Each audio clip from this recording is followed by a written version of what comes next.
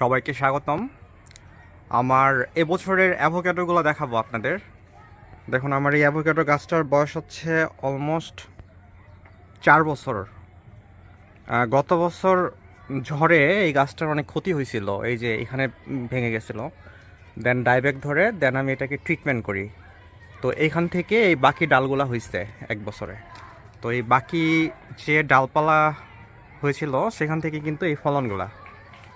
তো এই বছর দেখেন কি পরিমাণ ফলন হয়েছে। চারপাশে প্রচুর ফলন, একদম উপর থেকে যদি দেখায় আপনাদের, দেখেন দেখতে খুবই সুন্দর লাগতেছে। এই জাতটার নাম হচ্ছে ফুয়ার্তে অ্যাভোক্যাডো।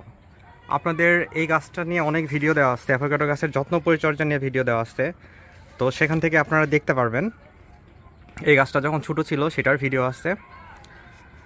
অ্যাভোক্যাডোর একটা বৈশিষ্ট্য হচ্ছে এটা সারা বছরই পাতাটা কিন্তু সবুজ থাকে, একদম সবুজ পাতা দেখতে পারবেন। এটার এর আগেও প্রচুর ফলন হয়েছিল। এটা টেস্ট করা হয়েছে, আমার রিলেটিভস বন্ধুবান্ধব অনেককেই দেওয়া হয়েছে এই গাছের ফল। তো অ্যাভোক্যাডো খেতে যে হামুড়ি মজা সেটা বলবো না, এটার অনেকগুলো বেনিফিট আছে, এই জন্যই মানুষ খায়। জাস্ট আপনাদের ফলনটা দেখাচ্ছি এবার। একদম বিভিন্ন ব্রাঞ্চ থেকে যদি দেখেন অনেক ফলন, উপরে চারপাশে। এই বছর সবচেয়ে বেশি ফলন হয়েছে, এরকম ফলন এর আগে কোনো বছর হয় নাই।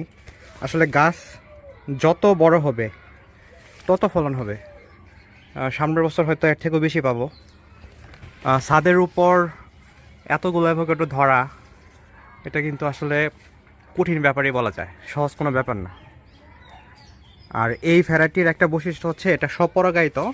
সাধারণত দুইটা অ্যাভোক্যাডো লাগে, টাইপ এ টাইপ বি। দুইটা যদি অ্যাভোক্যাডো গাছ হয় সেক্ষেত্রে আপনাদের ফলনগুলো বেশি হয়, কিন্তু এই জাতটা একটু এক্সেপশনাল। এখন আমার শুধুমাত্র একটা অ্যাভোক্যাডো গাছ আপনারা দেখতে পাচ্ছেন, এখানে তো আর কোনো গাছ নাই। এটা স্বপরাগায়িত জাত। এটাতে শুধুমাত্র যদি আপনাদের একটা ভ্যারাইটিও থাকে সেক্ষেত্রে আপনারা ফল পাবেন। তো আজকে অনেকদিন পর সেই জন্য ভিডিওটা দিলাম আপনাদের দেখানোর জন্য যে এবার কতগুলো ফল হয়েছে। আপনারা অনেকেই অ্যাভোক্যাডো লাগিয়েছেন আমার চ্যানেলের ভিডিও দেখে, তো তারা চেষ্টা করবেন এই ফুয়ার্তে অ্যাভোক্যাডো এই জাতটা রাখতে। এখন আপনারা গাছ লাগানোর পর যদি ফলই না আসে তাহলে তো লাভ নাই। যত ভালো ভ্যারাইটি লাগান তাহলে তো কোনো লাভ হবে না যদি আপনারা ফলের দেখাই না পান, অথবা ফুল আসলো বাট ফুলটা ঝরে গেল, তো তাহলে কী লাভ? কোনো লাভ নাই। তো সেই জন্য আপনারা এমন ভ্যারাইটি চেষ্টা করবেন যে ভ্যারাইটি আপনাদের এনশিওর করবে যে এটার ফল সেট হবে, একটা গাছ থাকলেও ফল সেট হবে। অ্যাভোক্যাডো গাছের জন্য কিন্তু অনেক জায়গা দরকার। এই যে আমার কিন্তু স্ল্যাবে নিচে, এটা স্ল্যাব করা, যেরকম এটা ড্রামেও করতে পারবেন।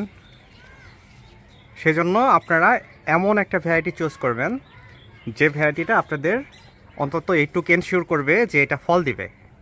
আপনার ভালো ভ্যারাইটিও দরকার নেই, আদার্স কোনো কিছু দরকার নেই, কি কালার এত কিছু দরকার নেই। আপনাদের ফল হলো কি না সেটাই হচ্ছে মেইন বিষয়।